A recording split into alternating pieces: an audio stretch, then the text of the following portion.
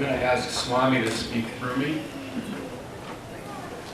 And when I say that, it makes me feel like I'm thinking of Swami as being something separate from me. I think the choir really said it beautifully in their last song in this very room. Swami lives in each of our hearts. When we travel to another area of the country or even the world, when we go to a Sai Baba center, that Sai love is the same Sai love. There's only one Sai love that we're expressing, that we're learning about, that we're studying, that we're singing about, that tunes our hearts to a very special vibration that we knew as the form. We've heard from some lucky people who had close proximity to that form throughout their lives. I'm the newbie on the block here because I only started in the mid-90s. But one of the beautiful things that happened was I recognized immediately as soon as I was introduced, and I started going to the monthly meetings that we don't have in this area anymore. We used to have a Sai Sunday, and that's where I first started dipping into the nectar. And when Srinivas asked me what attracted me, I have to say when I went to those meetings, I was attracted by music. Being a musician, I really appreciated the music.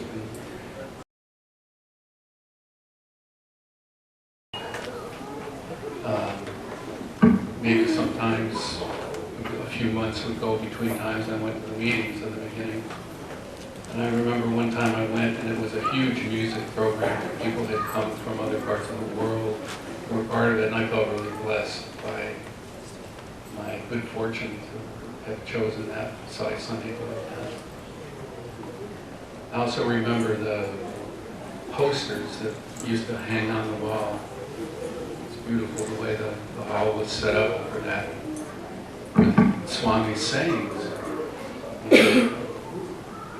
Love all, serve all, how could you not love? A statement like that. So everything I saw about him, of course, you know how it is, probably for each of us, the deeper you delve into what he was teaching us, what he came, what his life was the example of, the more there is to love. And I also want to say that in my life, I've been involved with, I was in my early 20s when I really discovered God in a more profound sense, and a transcendent understanding that I was part of that same reality that God lives in. And it was a long journey from that point to the point where I actually discovered an avatar that I could trust to be my guru. As Don said, love is the only thing that comes with the guarantee of divine love. Is that love?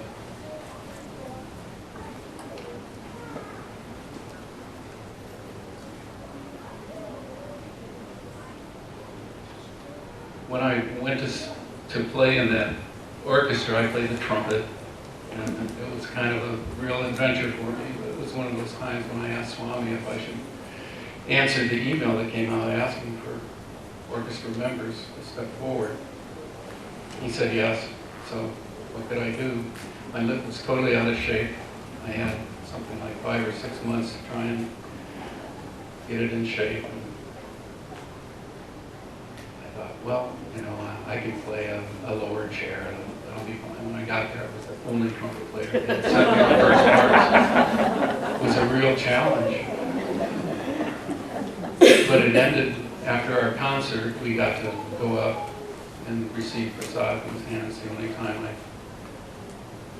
I experienced Swami firsthand. And I was tempted to ask for Pad Namaskar, but I held back. And, now that his form is gone, and I think about that, I really missed something, but the point is, I think what he's teaching us is that this form is not his love. This form is not his message. And he wrote, "Love is my form," a song, you know, "My life is my message." And we learned that, and we sang that for a long time.